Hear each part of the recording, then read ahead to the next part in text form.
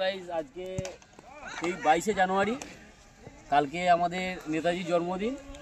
তার উপলক্ষেই আমরা কিছুটা স্মরণের সাথে রেখে এক স্বরাজ সিদ্ধান্ত আমাদের যুব সমাজকে এগিয়ে নেওয়ার জন্যে আজকে আমরা একটা ক্রীড়া প্রাঙ্গণকে নতুন করে মেরামতি করার চেষ্টা করছি। তার সঙ্গে আমাদের অনেকে সাপোর্ট করছে, আমার ছোট ছোট ভাইপো ভাই, এবং এই খেলাটিকে চালিয়ে নেওয়ার জন্য আমাদের বিভিন্ন ধরনের মানে পার্শ্ববর্তী দাদারা, ঠিক আছে, কিংবা আমার কাকারা অনেকটা আমাদেরকে সাপোর্ট করেছে। আমরা আজকে অনেকটা এগিয়ে আমাদের কালকে এটা মানে যতটা খেলা হবে ততটা আমরা টোটাল নেট দিয়ে একবার করে ঘিরে নেব।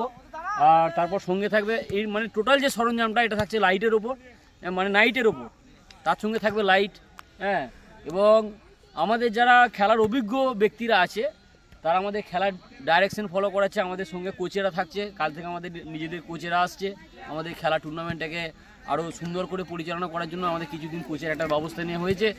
আমরা এই খেলাটাকে ধারাবাহিকভাবে চালিয়ে যাওয়ার চেষ্টা, এবং আমাদের যে আজকের পরিশ্রম,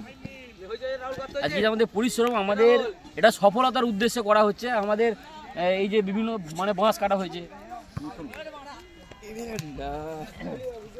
এখানে আরো কিছু ভাই পোড়া রয়েছে, সঙ্গে আমার বন্ধুরা আছে।